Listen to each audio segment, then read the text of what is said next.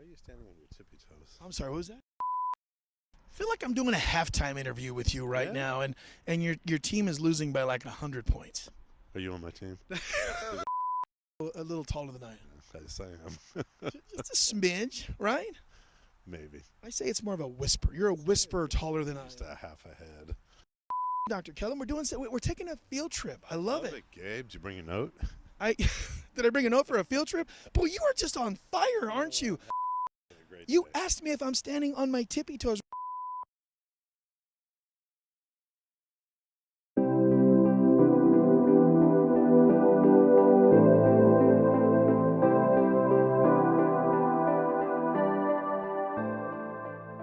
Okay, right quick before we get started.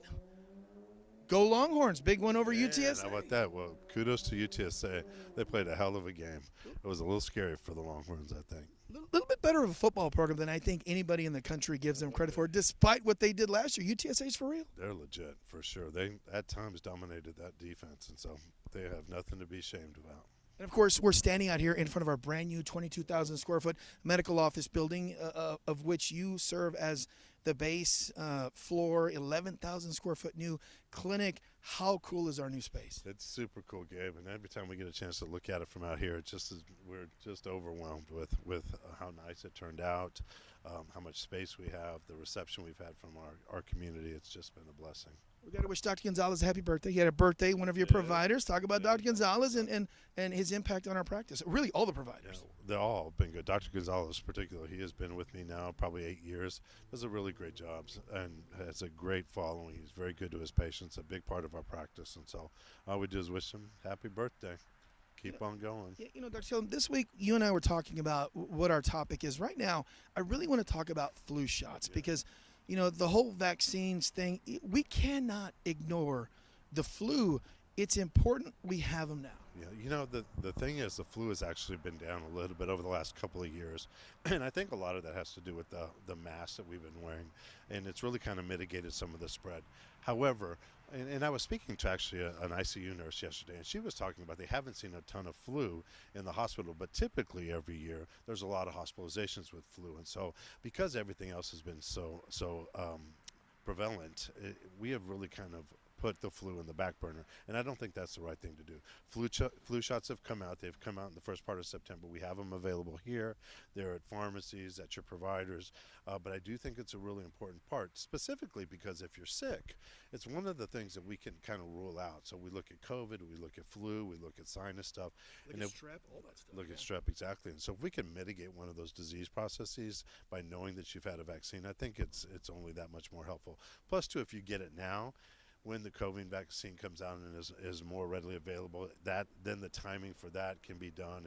And certainly we can make sure we get things taken care of for people just to kind of really button everything down for this cold and flu season coming before us. People have actually asked me, is it okay to get the COVID vaccine booster or the COVID shot along with a flu vaccine? What are your thoughts on that? I tend to ask people to just separate that a little bit to get one, either the flu now, wait a couple of weeks and get the COVID vaccine. You want the body to build the immunity to the individual thing. In rare cases you can get it together. I don't think it's detrimental, but I think it would serve us better if we just separated the two. The other thing is if you feel a little bit achy with one, you don't want that compounded with the other. So better to just kind of do one and then separate it and get the other one. About a 2-week period of time I think is good. And really, there isn't one magic shot that's going to keep anybody 100% healthy. What you're trying to do is use all the tools in your arsenal as a medical doctor to holistically keep people as healthy, and getting a flu shot is an important part of the tools that you have. Absolutely, and it has been for many, many years, way back into the swine flu days. Yeah. It's been around a long time. Again, most people get the flu when they do well, so we tend to forget that it can hospitalize and it can kill people. So people with chronic respiratory issues, elderly people, immune-compromised people, as with COVID, those are the same individuals we want to get flu shots done because we want every tool that we can to mitigate their disease process. So don't forget forget about the flu vaccine. It's super important that you come in and get it taken care of. And especially for our senior population, the importance of the flu vaccine for everyone, but emphasize that importance for our elderly population. Much like we just talked about, minimizes hospital, minimizes pneumonia, minimizes death as an outcome. And so again, for the general population, it's good to keep the spread down. But for our elderly population out there, it's very good to get that. Dr. Kellum, we have a new website, KellumMD.com. It's the namesake for this podcast, KellumMD.com. Please visit KellumMD.com or give us a call here, 210-945-2121. If you'd like to set up an appointment to see Dr. Gonzalez or Dr. Kellum or any of our providers, folks. And Dr. Kellum, information is so key, Sure. Especially now. If you feel bad, the importance of information is so vital in medicine right now. Absolutely. Come in, get tested, get looked at, because it may be something related to the things going on. It may be something completely different. But anytime you're feeling bad, it's a good opportunity for us to have you come in, for us to look at things and really define what's going on. It may just be a simple cold. It may be a simple sinus, but God forbid it's something more.